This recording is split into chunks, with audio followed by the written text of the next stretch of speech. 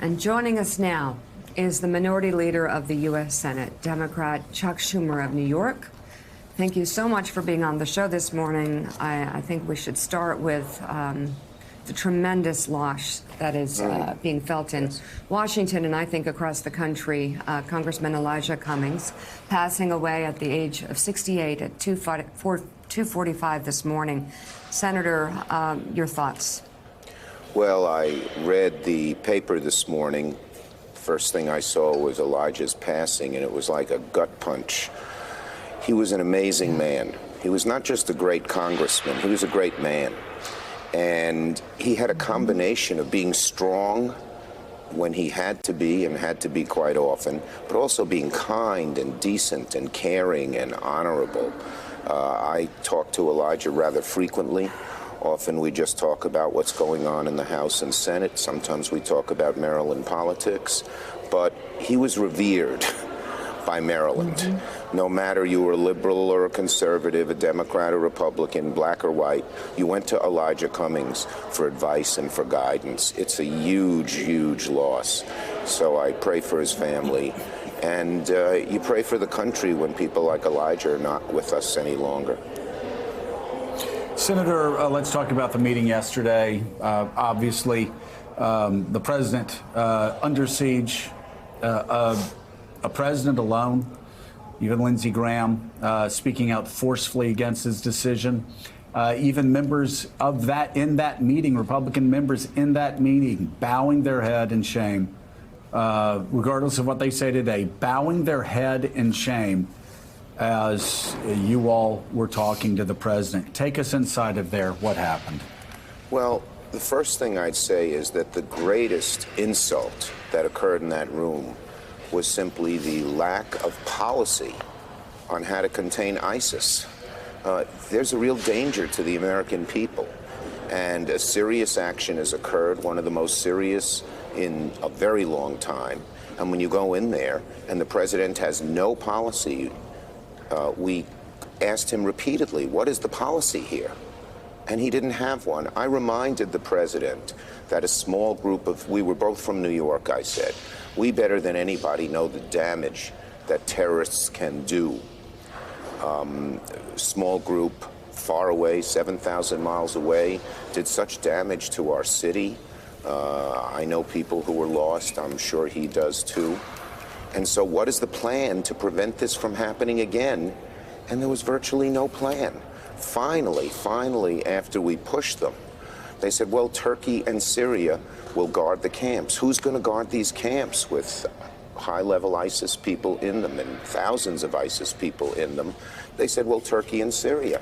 I asked Secretary Esper, do we have any intelligence that the Turks and Syrians will do even a decent job at doing that? Because they have no interest. They don't have the same interest at curbing ISIS that we do. And he said there was no evidence of that. It was appalling. That's the greatest insult to the American people, not the names that the president called people, but that he has no plan to deal with what could be a huge problem, not just in Syria, but here in America, because ISIS can hurt us. Senator, it's Willie Geist. I want to ask you about some of the NBC reporting we have out of that meeting, which says that you presented to the President of the United States comments that General Mattis made on Sunday on Meet the Press to Chuck Todd, where you helped explain through Mattis's voice what might happen and what is happening now if we pulled away from Syria and let Turkey go in. The report is that Trump responded by saying, General Mattis, the world's most overrated general. Did he say that? Yes, he did. He bragged that he was much better at this than Mattis. And Mattis is one of the most respected people here in Washington, again, by all parties. I worked with him closely.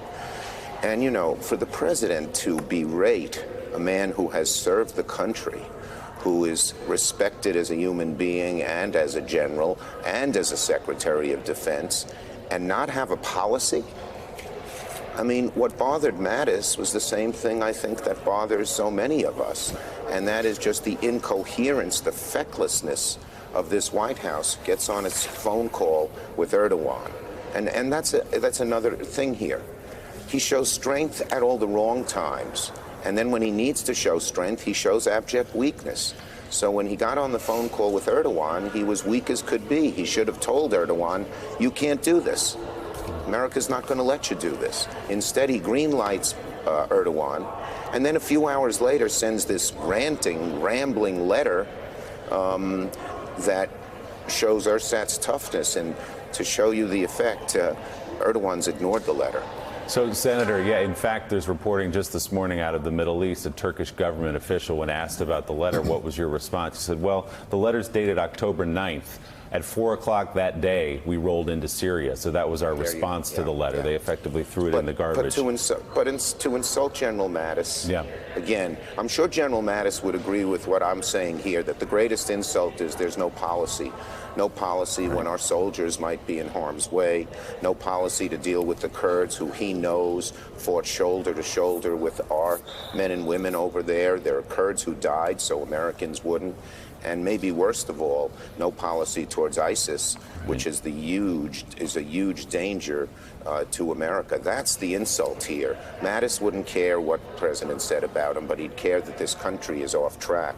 Okay, Senator, with that in mind, with everything you've spelled out here this morning, everything we've read of the accounts of the meeting that you attended yesterday in the cabinet room, let me ask you about your Republican colleagues. Are they as aware of the danger of this presidential behavior, daily behavior, and the lack of policy? Are they aware of the danger as much as you are, and do they say anything about it? Yes, our Republican colleagues, I talked to a whole group of them on the floor of the Senate last night, are really appalled by this and have actually shown an ability to rebut the president, something most of the time our Republican colleagues mumble about the president and say he's doing this wrong, he's doing that wrong, but are afraid to say anything. But in this case, we have seen Republicans speak out, but more importantly, the House passed a resolution directly condemning the president's action. The majority of Republicans, including Leader McCarthy, one of Trump's closest allies, Scalise, Cheney, all voted for it. But now there's a step that must be taken. We have the same resolution in the Senate. It is bipartisan, sponsored by Senator Menendez and Senator Young, one a Democrat, one a Republican. And Leader McConnell has an obligation to put that on the floor of the Senate. Look, the only person who can reverse the damage that President Trump has done is President Trump. A joint resolution like this, with overwhelming Democratic and Republican support, I would hope Leader McConnell would vote for it himself, I believe he would, is the only thing that can pressure the president to reverse course and come up with a policy that deals with so many troubling issues we've talked about. So is there any Republican senator, Mitch McConnell, any of them, who would have the courage to go to the White House and confront the president, not with something on the floor of the Senate for a vote, confront the president with common sense about his ineptitude? Is there anyone who would do that? I would hope there would be a few. I would hope so. I am not subject to what they say to him privately, but at least by their conversations on the floor of the Senate and by this resolution. The best thing Leader McConnell can do to show his resolve is this resolution. I believe that this would have more effect than any private conversation. Senator, it's Richard Haas here. Are there any thoughts about what the Senate might do, the Congress might do vis-a-vis Turkey? This is a country that on paper is a NATO ally. We're still pledged to defend it. Yet in so many ways, Turkey is behaving as anything but an ally. Do you see anything coming out of the Congress other than some symbolic sanctions that would influence this relationship? Well, I think we have to rethink our relationship with Turkey, whether it's the nuclear weapons that we have at our Air Force base there, whether it's Turkey buying the Russian anti-aircraft system against the strong administrations of our Defense Department and others. Turkey does not seem to be a country working in the spirit of NATO, and certainly Erdogan doesn't seem like that. So I think we're going to rethink, and we need to rethink our relationship with Turkey. If NATO stands for something, Turkey shouldn't be doing what it's doing. Senator, so much of the time of Congress right now is occupied by the question of what's happening in Turkey and also by the impeachment inquiry, rightly so, on those. But there is other business of the country. There's gun safety, there's immigration. Yes. And yes. I know you all are working on something right now on climate change. Yeah, well, let me just say this, that this is the 1,000th day of the Trump presidency. Yep. And if a phrase could sum it up, it would be broken promises to working people. The president promised a massive infrastructure bill. We have no real concrete plan before us. The president said everyone's going to get much better health care. All he's doing is destroying health care. The president promised he would clean the swamp. This place is swampier than it's ever been, with conflicts of interest galore, and cabinet people chosen because they're billionaires, even though they have very little experience. The tax bill, he said, would help the middle class. It's helped the wealthy. It's helped corporate America. You have pointed out on your show over and over again how much of it has gone to corporate buybacks, which don't benefit working people a bit.